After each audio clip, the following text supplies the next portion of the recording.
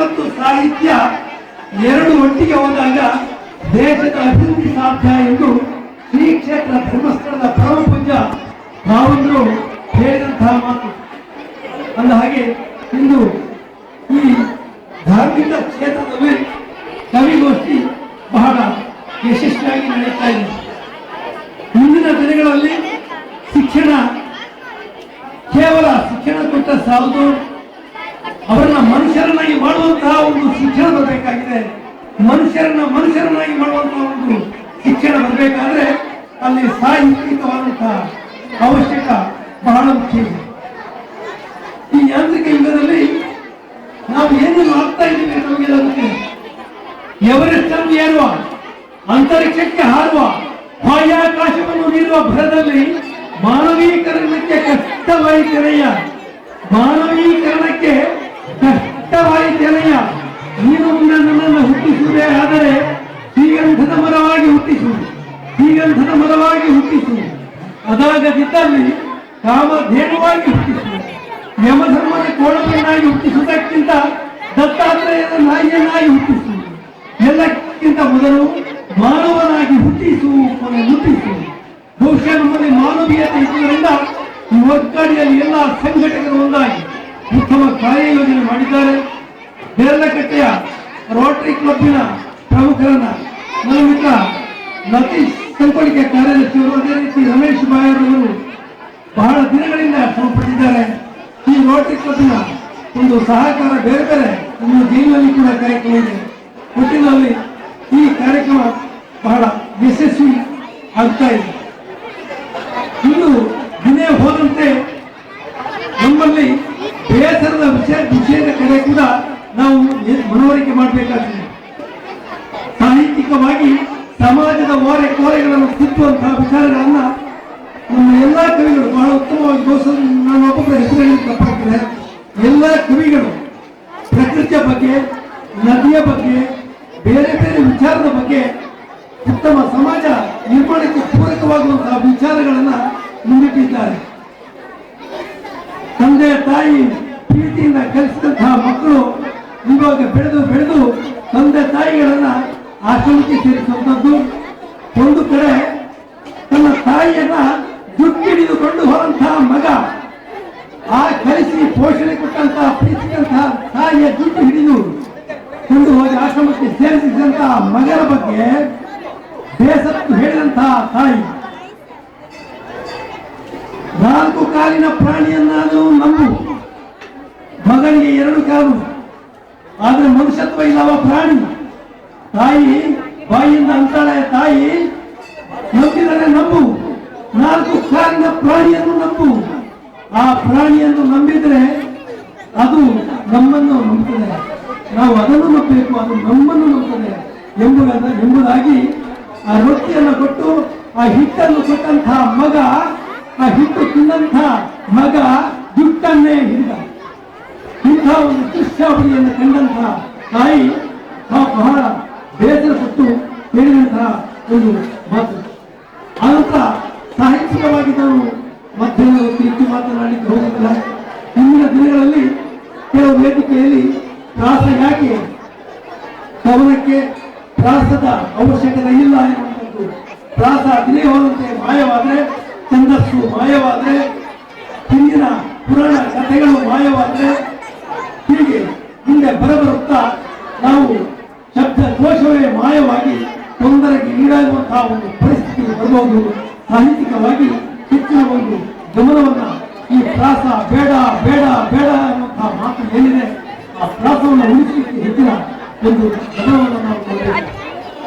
ಸಾಹಿತ್ಯ ಹೂವು ವಿಮರ್ಶೆಯಾದರೆ ವಿಮರ್ಶೆಯ ಬೇರು ಅದು ಸಾಹಿತ್ಯದಲ್ಲಿ. ಸಾಹಿತ್ಯವನ್ನ ಪ್ರೀತಿಸುವಂಥದ್ದು, ಪೋಷಿಸುವಂಥದ್ದು, ಬೆಳೆಸುವಂಥದ್ದು, ಇದರ ಕಡೆ ನಾವು ಹೆಚ್ಚಿನ ಗಮನವನ್ನು ಕೊಡಬೇಕು. ಹಿರಿಯರ ಭಯ, ಗುರುಗಳ ಭಯ, ದೇವರ ಭಯ, ಇದು ಯಾವುದು ಇದರ ಕಡೆ ಅವಶ್ಯಕ ಇರುವುದರ ಬಗ್ಗೆ ಕೂಡ ಕವನಗಳ ಮೂಲಕ ಬಹಳ ಅತ್ಯುತ್ತಮವಾಗಿ ನಮ್ಮ ಕವಿಗಳ ವೇದಿಕೆಯನ್ನು ರಸಸ್ವಾದವನ್ನು ಹರಿಸಿದ್ದಾರೆ.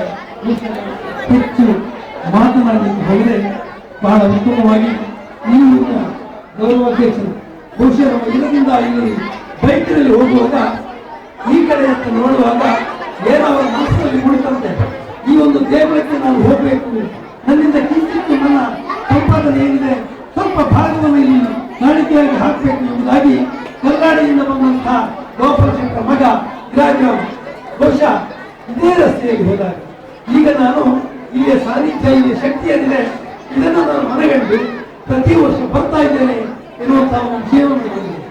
ಬಹುಶಃ ಹೀಗೆ ಇಲ್ಲಿಯ ಒಂದು ಈ ಕ್ಷೇತ್ರದ ಮಹಿಮೆ ಬಹಳ ಅಗಾಧವಾದುದು. ಬಹುಶಃ ಇಲ್ಲಿ ವೇದಿಕೆಯಲ್ಲಿ ಹಿರಿಯರಿದ್ದಾರೆ. ಹೀಗೆ ಇದು ನನಗೆ ಮೊನ್ನೆ ಒಬ್ಬರು ಹೇಳಿದಂತಹ ಮಾತು ಪಟ್ಟು ಫಲವಾಗಿ ನಾನು ಇಲ್ಲಿ ಬರ್ತಾ ಇದ್ದೇನೆ. ಒಟ್ಟಿನಲ್ಲಿ ಬೇರೆ ಬೇರೆ ಕಡೆಯಿಂದ ಕವಿಗಳು ಬಹುಶಃ ಕುಂದಾಪುರಕ್ಕೆ ಬಂದಿದ್ದಾರೆ, ಈ ಕಡೆಯಿಂದ ನಮ್ಮ ಮಂಗಳೂರಿಂದ ತುಂಬಾ ಕವಿಗಳು, ಬೇರೆ ಬೇರೆ ತಾಲೂಕಿನಿಂದ ಬಂದಂತಹ ಕವಿಗಳಿದ್ದಾರೆ, ಪತ್ರಕರ್ತ ಮಿತ್ರರಿದ್ದಾರೆ. ಹೀಗೆ ನಮ್ಮ ತುಳು ಉರಿಪಗ ಮಾಧ್ಯಮದವರಿದ್ದಾರೆ. ಮತ್ತೆ ರಘು ಇಂತಿದ್ದವರು ಮುಖ್ಯ ಅತಿಥಿಯಾಗಿ ಪಾಲ್ಗೊಂಡಿದ್ದಾರೆ. ವಿಷ್ಣುಗುಪ್ತ ಪತ್ರಕರ್ತರು, ಇನ್ನೂ ಹಲವರು ಮಾಧ್ಯಮದ ಬಂಧುಗಳಿದ್ದಾರೆ.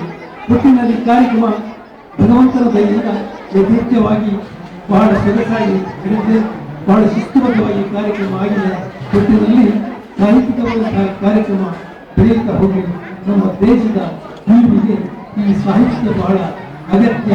ಇಂದಿನ ದಿನಗಳಲ್ಲಿ ಆಧುನೀಕರಣ ನಮ್ಮ ಹಳ್ಳಿಯ ಸೌಂದರ್ಯ ಬೆಳೆಯಲಿಗೆ ಹೋಗ್ತಾ ಇದೆ.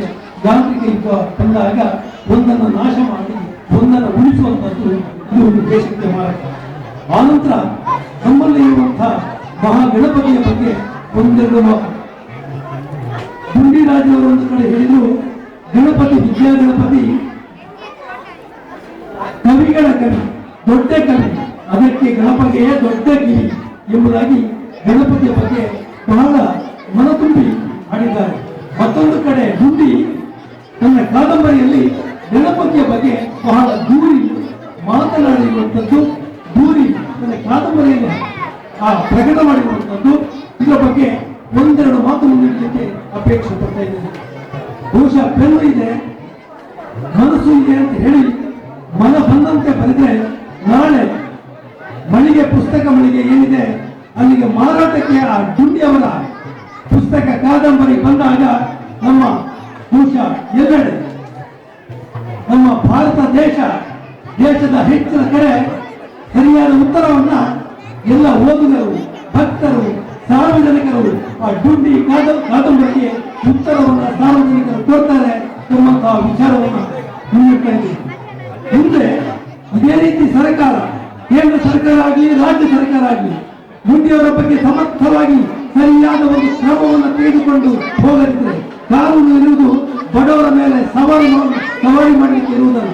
ಅಂದ ಹಾಗೆ ಸರಿಯಾದ ಒಂದು ಕ್ರಮವನ್ನು ತೆಗೆದುಕೊಂಡು ಬಿಡದಿದ್ರೆ ಮುಂದೆ ವೇದ ಉಪನಿಷತ್ತುಗಳ ಬಗ್ಗೆ ಕೂಡ ಗುಂಡಿ ಕೈ ಹಾಕಿ ಪೆನ್ನಿನಲ್ಲಿ ಮಳ ಬಂದಂತೆ ಬರೆಯುವ ಕಾಲ ದೂರ ಇಲ್ಲ ಎನ್ನುವಂತಹ ವಿಷಯವನ್ನು ಈ ವೇದಿಕೆಯಲ್ಲಿ ಮುಂದಿಡುತ್ತಾ ದಯವಿಟ್ಟು ಪತ್ರಕರ್ತರು ಈ ಒಂದು ಆಕ್ಷೇಪಣೆಯನ್ನ ಮುಂದಿಟ್ಟಂತಹ ವಿಚಾರವನ್ನು ಕೂಡ ನಮ್ಮ ಪತ್ರಿಕೆಯಲ್ಲಿ ಹಾಕಬೇಕು ಎಂಬುದಾಗಿ ಅವರಿಗೆ ವಿನಂತಿ ಮಾಡುತ್ತಾ, ಒಟ್ಟಿನಲ್ಲಿ ಈ ಕಾದಂಬರಿಯ ಬಗ್ಗೆ ಜನತೆ ಸರಿಯಾದ ಉತ್ತರ ಕೊಡ್ತದೆ ಎನ್ನುವಂತಹ ವಿಚಾರವನ್ನು ಮುಂದಿಡುತ್ತಾ, ಎಲ್ಲ ಕವಿಗಳ ಕೈಯಲ್ಲಿ ಇರುವಂತಹ ಪೆನ್ನು ಅಂತ ಹೇಳಿದ್ರೆ ಅದು ತುಪ್ಪಿನ ಪೆನ್ನಲ್ಲ, ಅದರ ಬಗ್ಗೆ ಕೂಡ ಮುಂದೆ ಬರಲಿಕ್ಕೆ ತಯಾರಿದ್ದಾರೆ ಎನ್ನುವಂತಹ ವಿಚಾರವನ್ನು ಮುಂದಿಡುತ್ತಾ, ಒಟ್ಟಿನಲ್ಲಿ ಇಲ್ಲಿಯ ಗೌರವಾಧ್ಯಕ್ಷರ ರಾಮಾಯಣರು ಇದ್ದಾರೆ, ಗೌರವಾಧ್ಯಕ್ಷರು ಎಲ್ಲಾ ಸದಸ್ಯರಿಗೆ ಗಣೇಶೋತ್ಸವ ಸಮಿತಿ ಏನಿದೆ, ಅದೇ ರೀತಿ ದುರ್ಗಾಪರಮೇಶ್ವರ ದೇಗುಲ ಏನಿದೆ, ಎಲ್ಲ ಅಧ್ಯಕ್ಷರು ಸದಸ್ಯರು ಬಹು ಮುಖ್ಯವಾಗಿ ರೋಟರಿ ಕ್ಲಬ್ಬಿನ PS ಬಾಬುರವರು, ನಮ್ಮ ರೊಟೇರಿಯವರು ಬಹಳ ಉತ್ತಮವಾಗಿ ರತೀಶ್ ಸಂತೋಳಿಕೆ, ಅದೇ ರೀತಿ ರಮೇಶ್ ಬಾಯರು ಎಲ್ಲ ರೋಟರಿ ಕ್ಲಬ್ನ ಸಹಾಯಕರ ಅತ್ಯಮೂಲ್ಯವಾಗಿ ದೊರೆತಿದೆ. ಇನ್ನೂ ಹೆಚ್ಚಿನ ರೀತಿಯಲ್ಲಿ ದೊರೆಯಲಿ ಹೇಳಿ ಹೆಚ್ಚು ದೇವರಕಟ್ಟೆ ರೋಟರಿ ಕ್ಲಬ್ ಇವರಿಗೂ ಎಲ್ಲರಿಗೂ ವಂದಿಸುತ್ತಾ ಈ ಅವಕಾಶ ಕೊಟ್ಟಂತಹ ನನ್ನ ಎರಡು ಮಾತುಗಳನ್ನ ನಾನು ದೊಡ್ಡ ದೇವರಿಗೆ ಅರ್ಪಿಸುವಂತ ಹೂವು ಇದು ಚಿಕ್ಕ ಹೆಸರಾಗಿ ಬಂದಿದ್ದೇನೆ. ಈ ಅವಕಾಶವನ್ನು ಕೊಟ್ಟಂತಹ ನನ್ನ ಎಲ್ಲರಿಗೆ ವಂದಿಸುತ್ತಾ ನಾನು ಎರಡು ಮಾತುಗಳನ್ನು ಮುಗಿಸ್ತಾ ಇದ್ದೇನೆ. ಎಲ್ಲರಿಗೂ